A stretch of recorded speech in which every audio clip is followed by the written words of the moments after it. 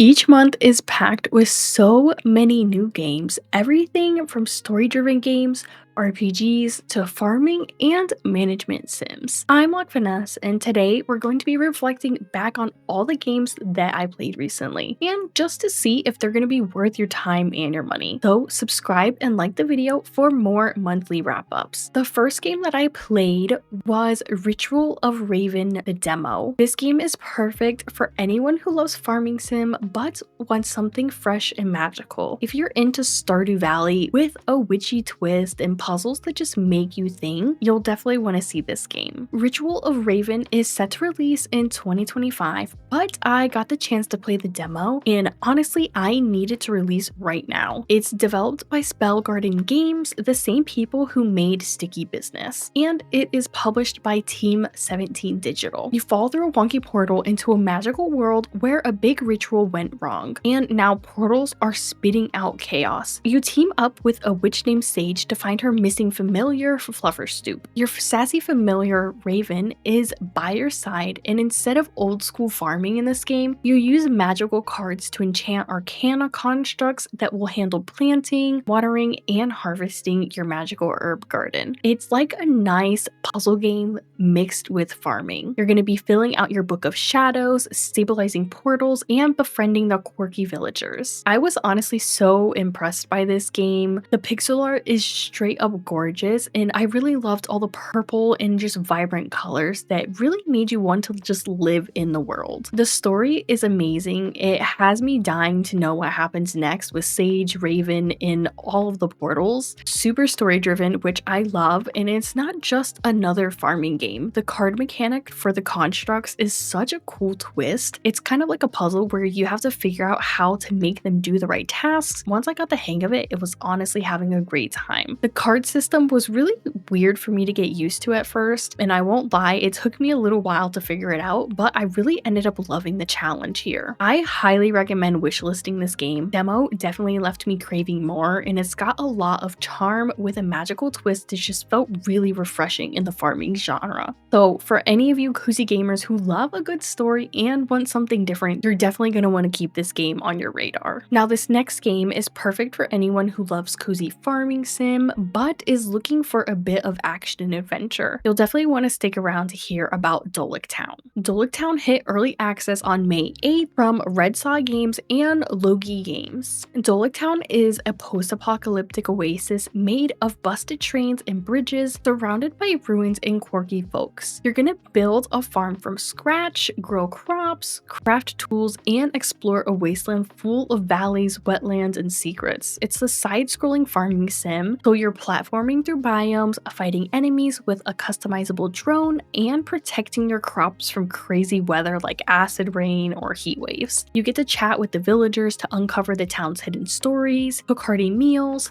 fish, and turn your dirt path into a thriving homestead. I was pretty impressed by this game for it being an early access title. The pixel art is really gorgeous here with a gritty post-apocalyptic vibe. The sound design was really on point with the rain patter, and the drone shots were just really satisfying. I really liked the music when it shifted between each area. Farming is truly the heart of the game, and just cashing in a big harvest after shielding your crops from acid rain was a total dopamine hit. The skill tree really helped keep things fresh, like you can unlock an auto sprinkler, multi-crafting for cooking, and I really loved this. The exploration really shines here. You're going to be running through ruins as a side-scroller feels like an adventure, and even after 12 hours, I'm always finding new little hidden spots. The double jump and boost upgrades make the platforming really smooth. The weather systems were awesome, which added a little bit of a challenge. It played amazing on my Steam Deck at 90 FPS, and the controls were super intuitive. I will say though, the story is kind of weak. It teases a mysterious past, but the main plot is just kind of vague. You rebuild the sanctuary tasks with no real stakes here. The NPCs are quirky, but their dialogue is a bit flat. Only Cassia's got a friendship arc, but her fetch quests kind of got old fast. The crafting was fun, but really confusing. I spent forever trying to figure out certain resources for different machines. The early game is pretty grindy with recipes like 500 gold was quite expensive. And there were some hidden pathways where that were just a little bit too hidden. I probably would have never found them if I never bought the treasure map in the game. The combat's intense with some bullet hell vibes, but the starting weapon's really weak and the upgrades are really expensive. The manual shooting on the Steam Deck was really clunky, and thank goodness they have an auto mode. Despite all of that, I definitely will say this one is a buy for me, but if you don't really like early access games, I would definitely wait for the full release. This game has a ton of content, so you're definitely going to be busy. It has this nice mix of cozy farming with platforming, drone combat. It's just really fresh and engaging. Think Stardew meets Terraria with a post-apocalyptic twist. Now, if any of you guys want to see any of the gameplay for some of these games, I play them live every week right here on this channel, so subscribe to know when I go live next. The next game's perfect for anyone who loves life sims like The Sims but wants to be more chaotic. If you're into customizing your character, picking wild careers like a musician or a hacker, and living just unhinged fantasies in a nice pixel city, this game might be for you.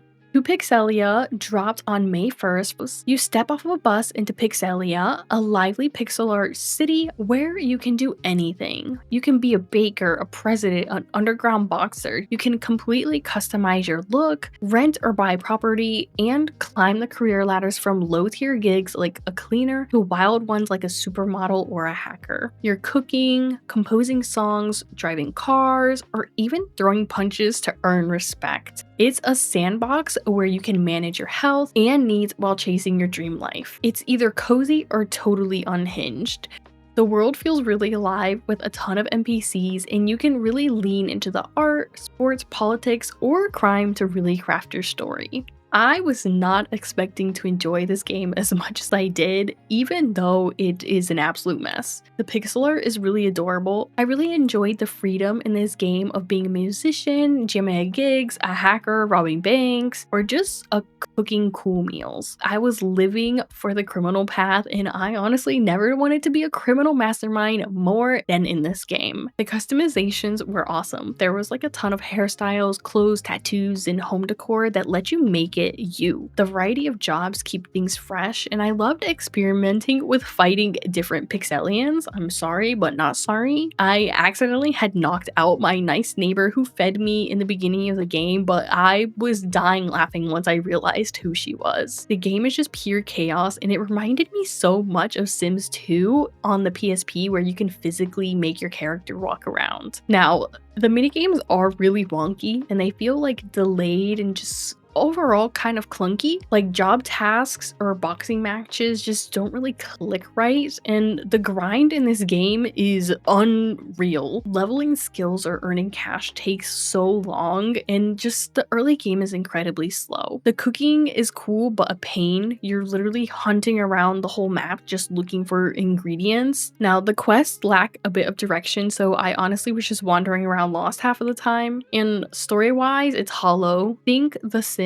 where you just have to make your own story. This game just all around needs a bit more polish. Now, unfortunately, I can't recommend picking this up just yet. I would definitely wait for a sale or some pretty massive updates to happen. The chaotic vibes are fun, but the game is a bit too wonky for me to recommend it. Now, this next game is perfect for anybody who's craving a simple, heartwarming adventure with a kid-friendly vibe. If you love cozy, puzzle-filled games with cute art in just a chill pace, you'll definitely want to check out Ogu in the Secret Forest. Ogu in the Secret Forest launched on April 29th for the Nintendo Switch. You play as baby Ogu, a super cute explorer in a magical forest world, hopping around in a 2D top-down adventure. Your mission is to unravel the mystery of a shattered power called the Great One while battling weird creatures trying to snatch its pieces. You're going to explore lush areas like forests and caves, each with its own story and vibe, all while solving puzzles to uncover the secrets.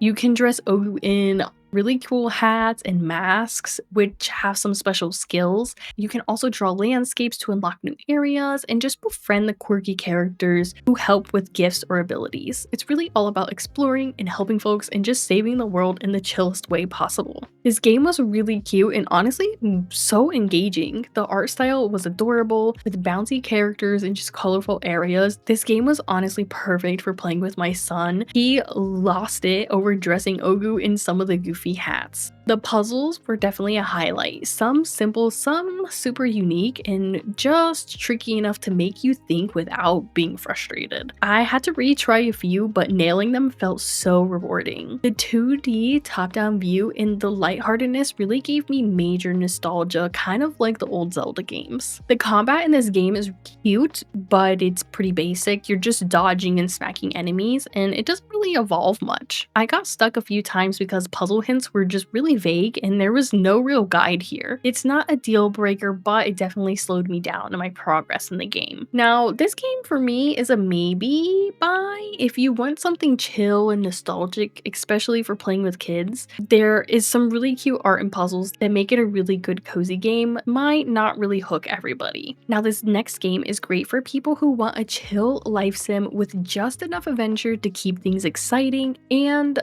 a bit of grind. You're definitely going to want to check out Fantasy Life: The Girl Who Steals Time. This game launched on May 21st. You are an adventurer sailing with an archaeologist, Edward, chasing a glowing dragon fossil to a mysterious island. You're going to be hopping between islands present and its thriving past from 1,000 years ago. You'll be piecing together a mystery with a bone dragon and a girl's plea to save the world. The heart of this game is in its 14 unique lives that you can switch from anytime. There's fishing as an angler, forging as a blacksmith, or slaying monsters as a paladin. You get to gather materials, cook, fight, and shape your island by building houses, drawing rivers, and decorating. You get to explore a huge open world by climbing, swimming, or riding mounts, and you get to team up with up to 4 friends online to raid dungeons or just hang out on your island. It's all about living your fantasy life. This game definitely stole all of my time. There's always something for you to do, and I am just eating this game up. You can fish, cook, craft, fight, or build your dream island, and it just feels so natural and fun. But this one's grind is so worth it. You'll be leveling lives like your cook or the mercenary flows, and unlocking recipes or skills just kept me really engaged.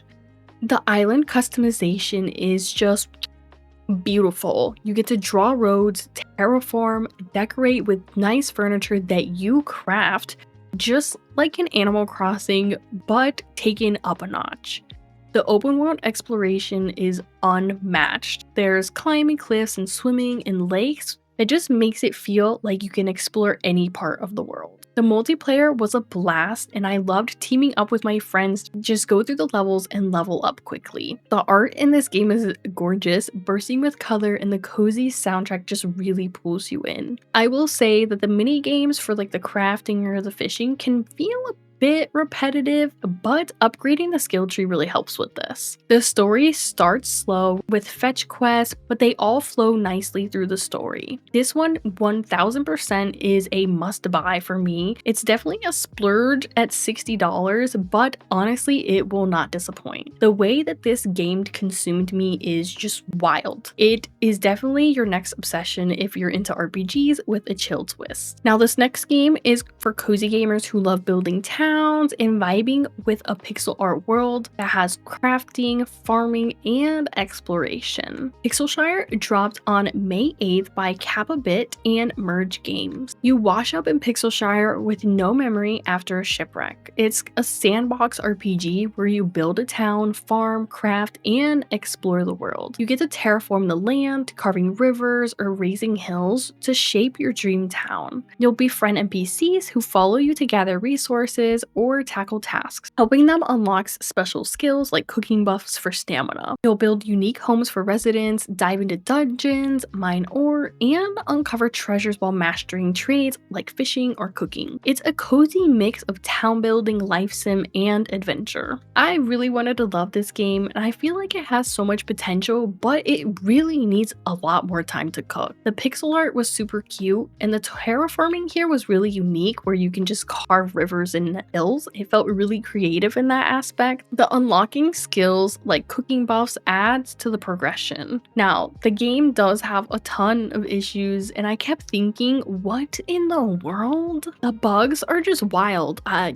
couldn't refill my watering can except at one very specific location, and my inventory just randomly showed that I had no items. The controls all around are just super clunky.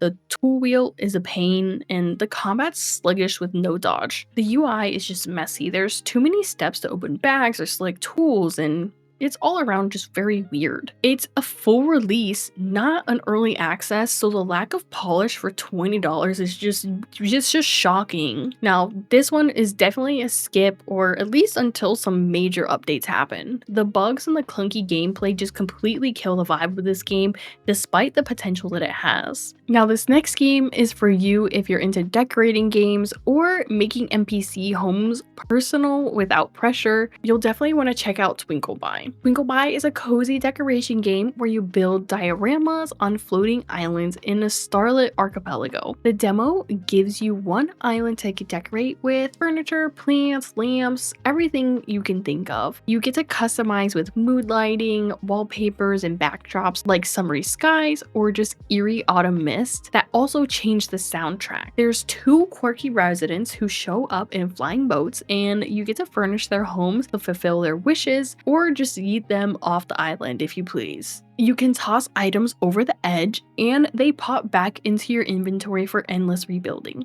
It's pure creative fun with no stakes. I really enjoyed the demo to this game, and I'm not even a huge fan of decorating games. The art here is really adorable, and every island just feels like a cozy little world. I loved when an islander showed up and I got to make their home super personal, like a picnic for a hungry one or a cozy nook for a bookworm. I liked that you were able to tweak the weather / backdrops for like a spooky fog, and just hearing the soundtrack shift with this was so immersive. I really enjoyed seeing how the villagers reacted to the different decorations that you had around. Now, the throw stuff off the island mechanic is hilarious, though evicting those cute little bobblehead NPCs was so heartbreaking. The demo is really short and you only get one island and two residents, and I was just left with wanting more. But honestly, if a demo does that, it's doing something right. Honestly, I can't wait to see how this game develops. This one is definitely a wish list in my book. I loved the demo, and the cozy creative vibes are just perfect. It's a must if you like decorating games.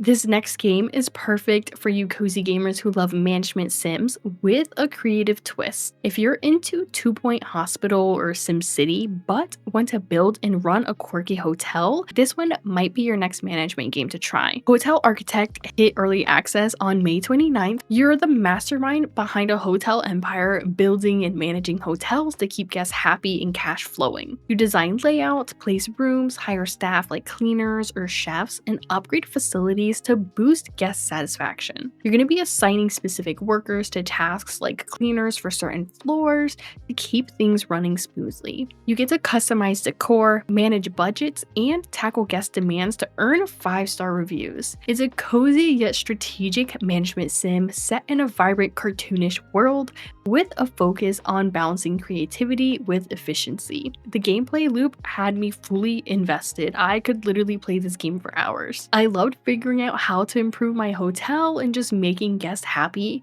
from picking the decor to assigning different cleaners to specific tasks. It was so satisfying being able to control absolutely everything. It has this really fun cartoonish art and it's super charming. It is an amazing game for early access with a solid loop of building, managing, and upgrading things. Something that I would love to see them add in the future is maybe being able to adjust the room sizes after building it or moving doors and windows without having to completely remove them. That would be super helpful. Now, this one was definitely a buy for sure. Hotel Architect is an amazing management sim that just kept me coming back for more. Now, this next game is perfect for cozy mystery fans who love quirky characters and short, engaging puzzles. Duck Detective: The Ghost of Glamping dropped on May 22nd. You're Eugene McQuacklin, a down on his luck duck detective with a bread addiction and a messy divorce. Your annoying crocodile roommate, Freddy, drags you to a glamorous camping trip at Sunny Lake next to this creepy sanatorium rumored to be haunted. When the stuff gets stolen, you dive into a no-murder mystery, interviewing animal suspects, inspecting clues, and solving Mad Lib-style puzzles to crack the case. It's a standalone sequel, so no need to be playing the first one. I personally didn't. But with Freddy as your sidekick, you get to unravel secrets and throw bread to Lady Justice in a 2 to 3 hour adventure. Playing detective was so fun, and snooping for clues and piecing together the mystery felt really rewarding. The puzzles are clever, and filling in the blanks with keywords from interviews and just exploring were just challenging enough. Some twists were pretty predictable, but others definitely shocked me and just kept me glued to the story. The voice acting here is amazing. Eugene's voice and just Freddy's annoying charm just had me cackling. I really loved their banter. The paper doll art style is really unique, with this moody lighting and just jazzy soundtrack that immerses you into your detective role. I loved choosing who I got to arrest and seeing the percentages of the players who picked each suspect. That was a really cool touch. Now, for 2 to 3 hours at $10, this game is definitely a steal. Now, I'm definitely dying to play the first Duck Detective: The Secret Salami. Now, this one is definitely a buy for me. It's got a super engaging story that is worth every penny. Now, this last game is perfect for you cozy gamers who love a short hill management sim with a really cute twist. If you're into Diner Dash or Overcooked, but want something softer with pixel animals, this game is definitely one you want to check out. Bathhouse Creatures dropped on June 2nd from Sleepy Rocket. You're running a rundown bathhouse, bringing it back to life for silly, talking animals. It's a cozy management sim where you place bathtubs, keep them filled and heated with fire-breathing dragons, and decorate to make your guests happy. Each level has you serving quirky customers, upgrading facilities, and just unlocking a wholesome stories about their lives. You'll be balancing filling up tubs, heating water, cleaning trash, and matching the decor for some tips and some 5-star reviews in a 2 to 3 hour adventure.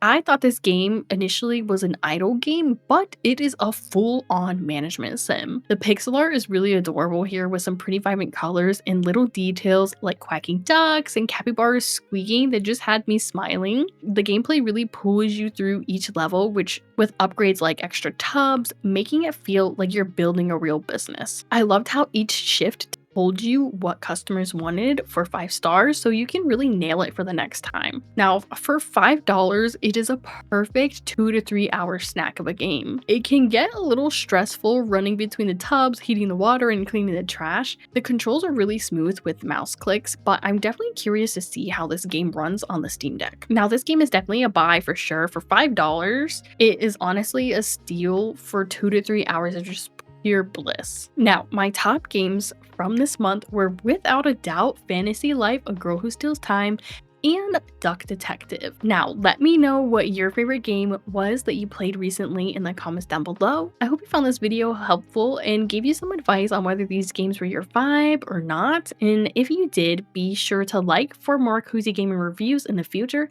And until next time, so happy gaming!